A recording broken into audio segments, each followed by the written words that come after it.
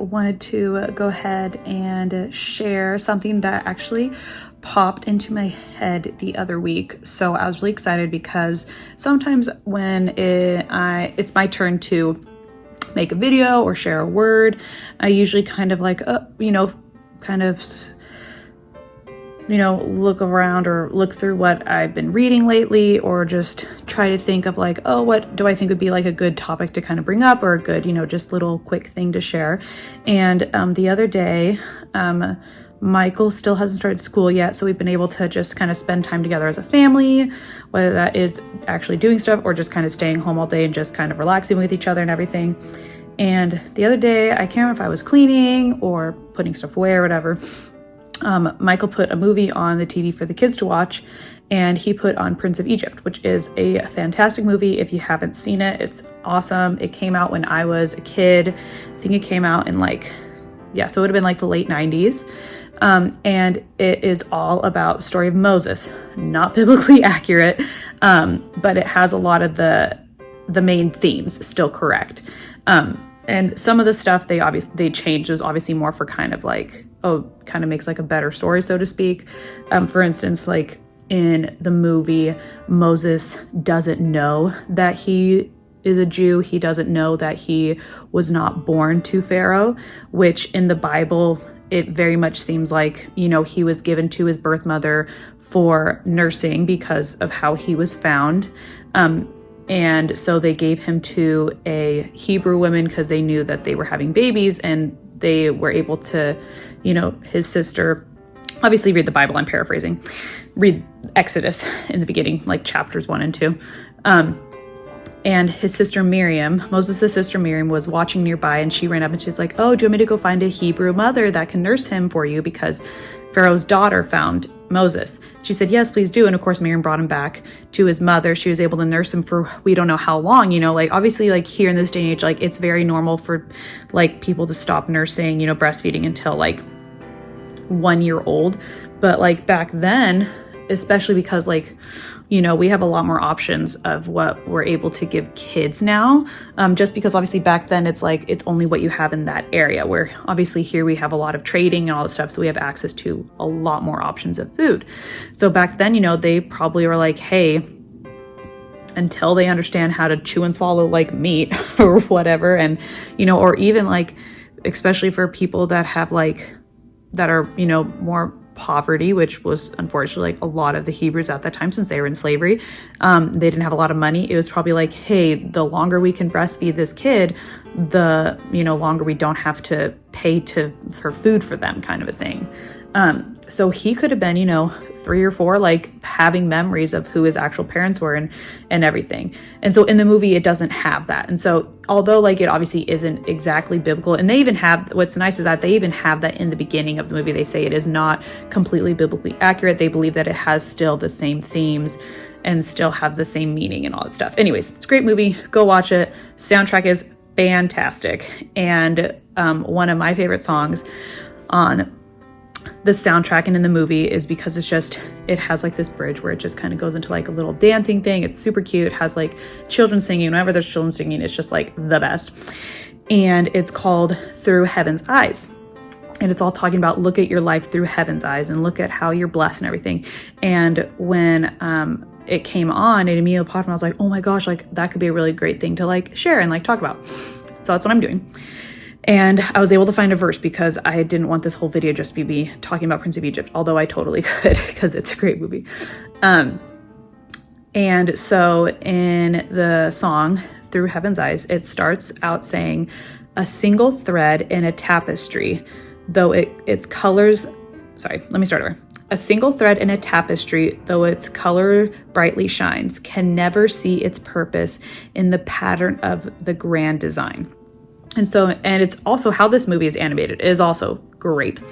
And it's showing like, hey, look how beautiful this thread is, this great color. But, by itself, kind of like when we see thread by itself, it's just a thread, right?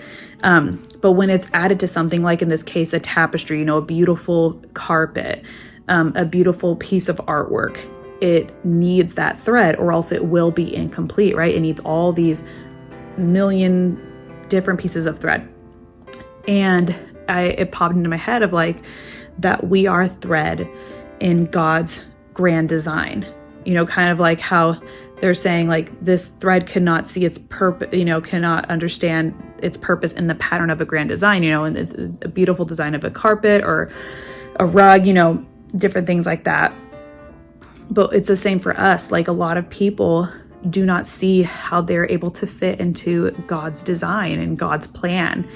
And it just kind of goes down to the fact of how we all have a purpose, how we all have a reason to be here. And I found this verse in 1 John 17, and it says, "And the world is passing away along with its desires, but whoever does the will of God abides forever." And it's just a great reminder to stay focused on where God is leading you to go. I know that one of the sayings that a lot of people say is until further notice, like follow previous instructions, something like that, like unless noted otherwise, follow previous instructions. Kind of like a lot of people, they do what God tells them to do, or they hear God tell them to go do something, they do it, and then there's people who almost then continually search and keep going somewhere and trying to figure out what they're supposed to do next, instead of just kind of waiting, doing what they know the word says to do, and just continuing and making sure you're doing what God has already told you to do, and then just waiting until he tells you something different.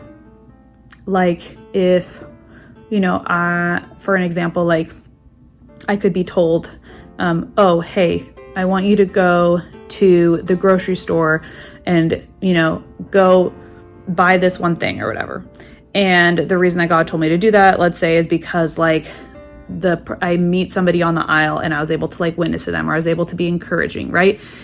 And then I do that. And then if I don't know what else to do, am I supposed to then keep going to the same grocery store aisle every single day, because I'm just waiting and I know God's not going to tell me to do the next thing until I just keep doing this? And it's like, no, like I listened, I obeyed.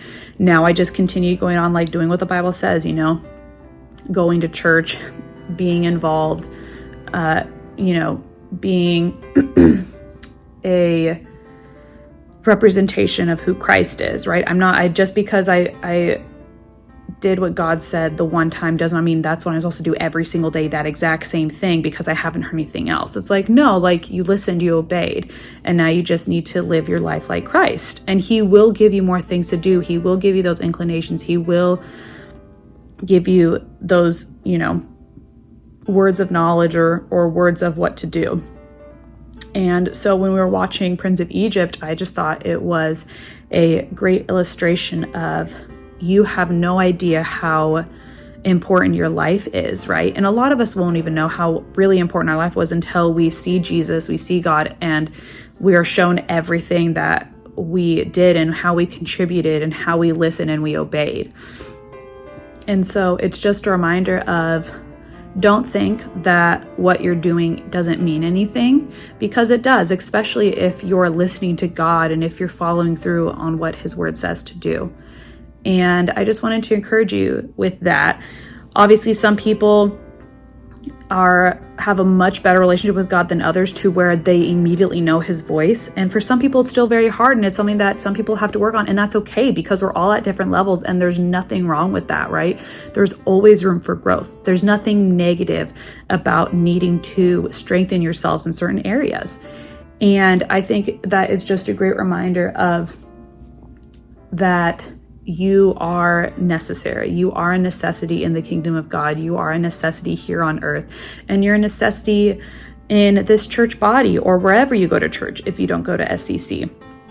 And I just wanted to encourage you that you are amazing, and you are loved, and you are a thread in God's beautiful tapestry that he has designed. And even though we don't know what it looks like yet, we know that because we know God, we know that it is perfect and it is exactly how it's supposed to be. And I just want to encourage you with that. I hope you have a great week. I hope that you are able to strengthen yourself in your relationship with God more. I hope that you're able to see how valuable you are to those around you. And I hope that you know that we love you. Have a great day.